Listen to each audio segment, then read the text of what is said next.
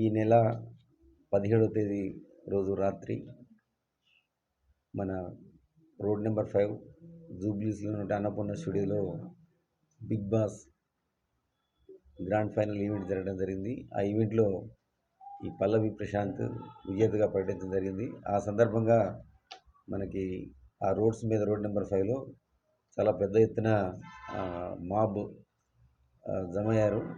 జమైన తర్వాత అతన్ని మనము వేరే గేట్ ద్వారా ఈ గొడవలు జరిగే అవకాశం ఉందని చెప్పేసి అతనికి చెప్పి యాజమాన్యం వాళ్ళు సంస్థ వాళ్ళు బయట పంపించడం జరిగింది. అతను చెప్పినా మళ్ళీ వినకుండా మళ్ళీ ఆ రోడ్ నెంబర్ 5కి రాత్రి మళ్ళీ తిరిగి రావడం జరిగింది. అప్పుడు పోలీసులు మేము ప్రత్యేకంగా అతనికి చెప్పడం జరిగింది. అతని వెహికల్లో అట్లా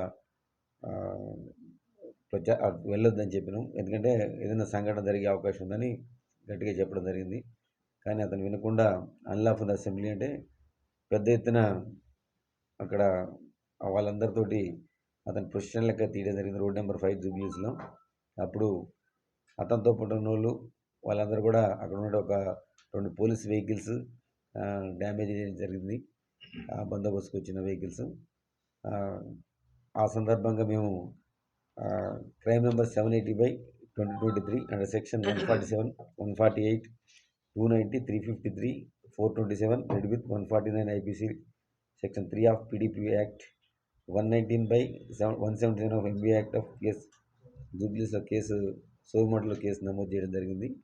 చేసి ఆ క్రైమ్లో మనం తేదీ 19వ తారీఖు రోజు ఒక అందులో ఉన్నటువంటి నేరస్తులైనటువంటి సాయి కిరణ్, అదేవిధంగా అంకిరావుపల్లి రాజు అంటే ఈ వెహికల్స్ వాహనాలు ఉన్నటువంటి డ్రైవర్స్ అరెస్ట్ చేయడం జరిగింది. అదేవిధంగా ఈరోజు పల్లవి ప్రశాంత్, అదేవిధంగా అతని బ్రదర్ మహావీరంని ఈరోజు అరెస్ట్ చేయడం జరిగింది. వాళ్ళు కూడా అరెస్ట్ చేసి మేజిస్ట్రేట్ గారి దగ్గర ప్రొడ్యూస్ చేయడం జరిగింది. మేజిస్ట్రేట్ గారు వారికి ఒక 14 రోజులు రిమాండ్ విధించడం జరిగింది. సార్ ప్రశాంత్తో పాటు వాళ్ళ బ్రదర్తో పాటు ఇంకెంతమంది? ఇంకా చాలామంది ఉన్నారు. అవి మనం ఐడెంటిఫై చేస్తున్నాం. ఎంత అనేది మనం సీసీ ఫుటేజ్లో అవన్నీ అనలైజ్ చేసాను. చేసిన తర్వాత మనకి ఎంతమంది ఉంది అనేది ఫైనలైజ్ అయింది. ఇప్పటి వరకు ఎంతమంది మీద ఎఫ్ఐఆర్ నమోదైంది సార్?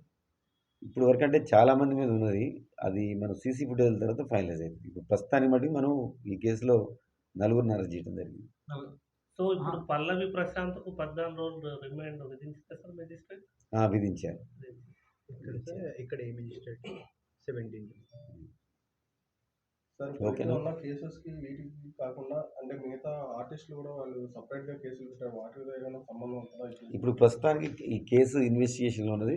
తర్వాత విషయాలు మేము చట్ట ప్రకారంగా అందరి మీద ఎవరైతే ధ్వంసం చేసిన పోలీస్ వాహనాలు, ఆర్టీసీ బస్సులు ఇవన్నీ ధ్వంసం చేసిన మనకి 2 కేసులు నమోదు చేయడం జరిగింది. వాటిలో అందరిని కూడా గుర్తించిన తర్వాత ఎవరైతే నేరానికి పాల్పడ్డారో వాళ్ళ మీద మన చట్ట ప్రకారం చర్య తీసుకోవడం. అవి మేము ఇన్వెస్టిగేషన్లో ఉన్నది. అవి ఇన్వెస్టిగేషన్ తర్వాత మళ్ళీ ఆ వివరాలు చెప్తాం. సార్ ఇట్లాంటి ఈవెంట్స్ జరిగినప్పుడు ఆడియన్స్కు మీరు ఎట్లా చెప్తారు సార్?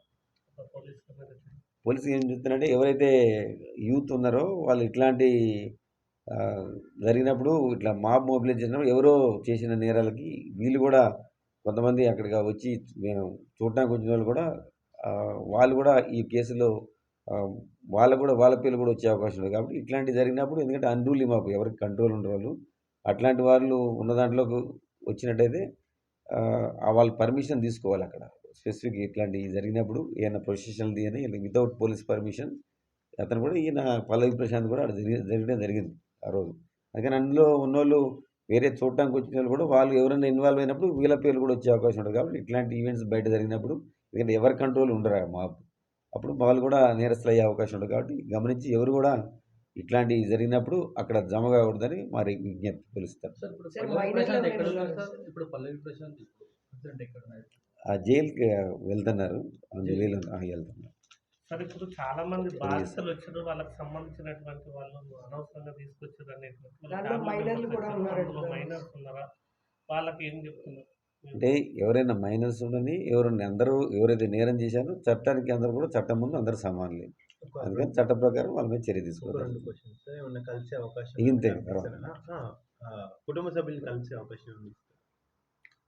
వాళ్ళు చట్టప్రకారం జైలు పోయి తీసుకొని పాస్ తీసుకొని వాళ్ళు కలుగుతుంది ప్రాబ్లం లేదు. ఏమి దాంట్లో అయితే దానికి అభ్యంతరం లేదు. ఎందుకంటే వాళ్ళందరికీ కూడా చట్ట ప్రకారం హక్కు ఉంటుంది, కలుసుకోవచ్చు. Okay sir thank you.